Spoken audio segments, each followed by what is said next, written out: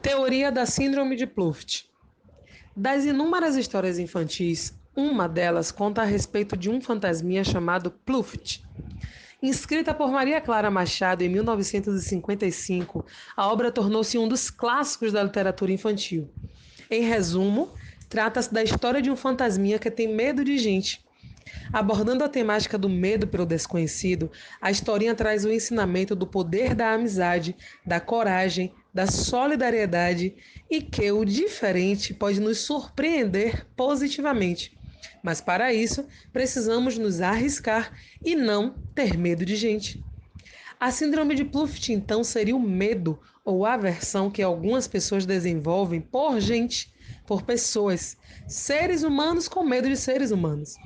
Medo de ser machucado, medo de se envolver, medo de se aproximar de tal modo ao ponto de existir uma relação, medo de ferir, medo de ser ferido. São tantos os medos que muitas pessoas têm preferido viver sozinhas a se arriscar a conhecer e conviver com gente.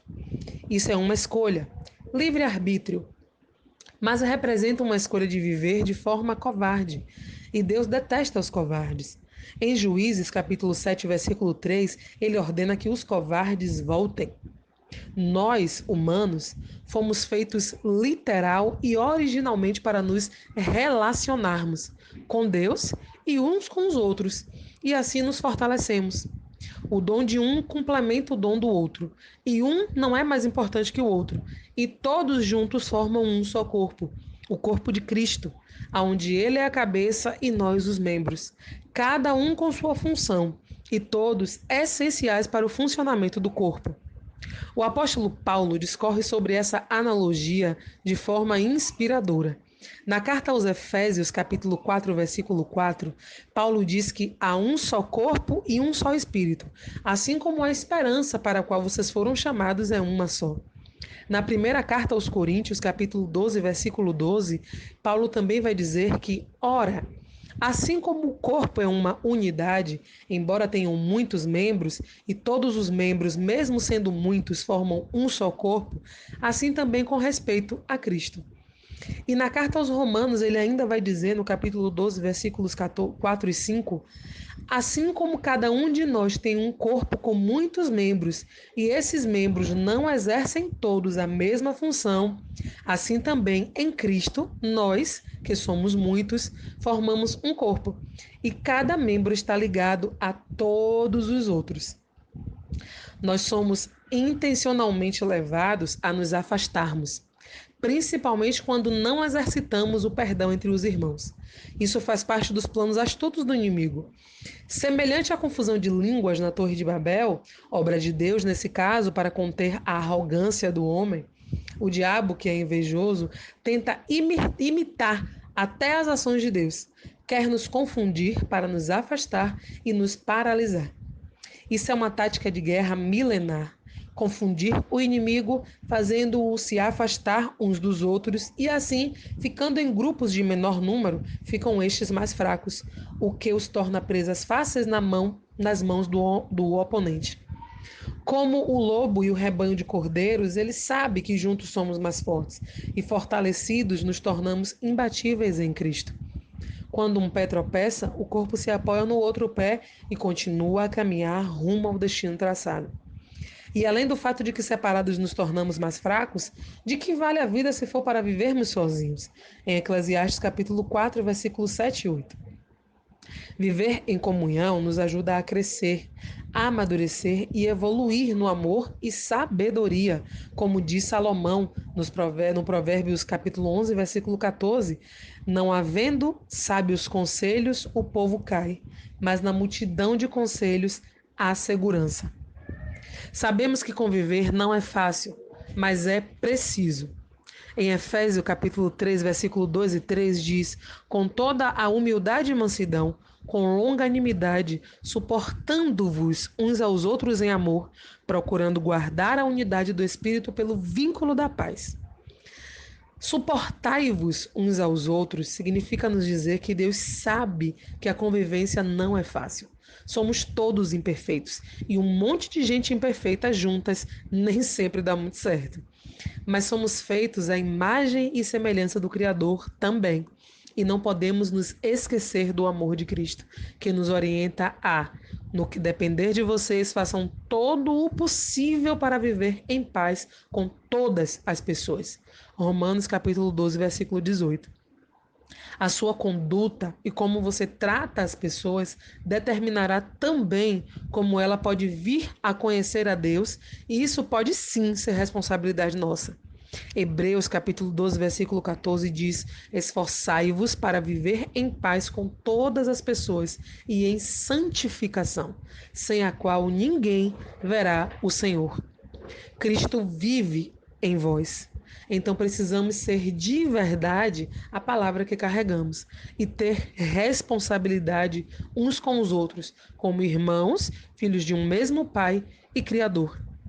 Na conduta cristã é essencial três coisas: saber como fala, saber com quem fala e saber o que fala.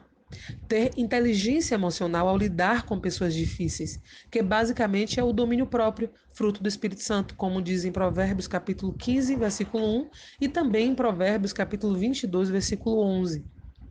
Pior do que não ganhar almas para Cristo é perdê-las por mal conduta. É importante vigiar, porque aonde habita Cristo, há transformação e grande mudança em todas as áreas da vida, porque Jesus não faz nada meia boca, mal feito. Então, nossa referência deve ser Ele, como o milagre de transformar água em vinho no final da festa, que mesmo sem expectativa de grande maravilha, Ele fez o melhor vinho, porque Ele só sabe fazer o melhor. Cuidado para que você não esteja afastando ao invés de apacentar, porque como diz em Lucas capítulo 11, versículo 23, quem não é comigo é contra mim, e quem comigo não ajunta, espalha. O nosso comportamento na convivência social pode ser determinante para trazer ou afastar pessoas de Cristo. E sobre os dons que levam à execução do propósito, muitas vezes Deus usa os olhos de um para enxergar, iluminar o caminho, o chamado do outro. O Senhor está procurando verdadeiros adoradores, em espírito e em verdade, como diz em João capítulo 4, versículo 23. Adorar em espírito é estar em concordância com o ponto de conexão de Deus que habita em nós, o próprio espírito dele. 1 Coríntios capítulo 6, versículo 19. E adorar em verdade é buscar o verdadeiro conhecimento para saber exatamente quem é Jesus e o que Deus quer de nós de fato. O povo padece por causa da ignorância, diz em Oséias capítulo 4, versículo 6. Porque quando se conhece a verdade, ela liberta e não aprisiona. João capítulo 8, versículo 32. E também a verdade lança fora todo medo, porque, como diz em 1 João capítulo 4, versículo 18, no amor não há medo. Ao contrário, o perfeito amor expulsa o medo, porque o medo supõe castigo. Aquele que tem medo não está aperfeiçoado no amor. Então, não há outro caminho e precisamos abrir os olhos e vigiar quanto a essa verdade que é absoluta e incontestável, porque é nos amando uns aos outros que encontramos redenção diante do Senhor. E não há argumentação que faça fugirmos dessa ordem. Na oração mais famosa do mundo, Jesus nos ensinou o caminho, a forma de como falarmos com o Pai através dele. Na parte que diz: perdoa as nossas dívidas assim como temos perdoado aos nossos devedores. Mateus capítulo 6, versículo 12. Essa passagem certamente não existe por acaso. Fica claro que é inútil tentar fugir. E o medo tem sido nosso maior inimigo nesse quesito, porque não fomos feitos para temer. Afinal, diz o Senhor: não fui eu que te ordenei? Seja forte e corajoso. Josué capítulo 1, versículo 9. Há uma frase da saudosa Dona Canô, mais conhecida como mãe dos artistas Caetano Veloso e Maria Bethânia, aonde ela em vida dizia que ser feliz é para quem tem coragem. E é isso mesmo. Coragem para encarar o desafio de conhecer e se aproximar de pessoas. e força e paciência para suportar aquelas que não desejamos conviver, mas por força do acaso fazem parte do pacote da nossa vida. E amor de Cristo para recebermos de Deus exatamente aquilo que fizermos aos irmãos aqui nessa terra. Pois o amor de Cristo é benigno, paciente, piedoso e perdoador. Conviver em sociedade exige de nós abdicações às vezes, e mudanças que geralmente devem começar de nós mesmos, de dentro para fora, sendo nós a mudança que desejamos ver no mundo, ver nos outros também. Ter medo de gente, se esconder e fugir? Jamais. E como diz Tom Jobim, é impossível ser feliz sozinho. Ninguém passa por essa vida sem um amigo, sem alguém para dividir momentos, sem dividir o peso dos fardos e a leveza dos sorrisos. E afinal de contas, até Pluft sabe que fantasmas não existem. E olhando bem de perto, ninguém é tão beautiful e nem tão ugly assim. E certamente não somos 100% good, muito menos 100% bad. Suportai os que necessitam ser suportados. E amemos como Cristo nos amou.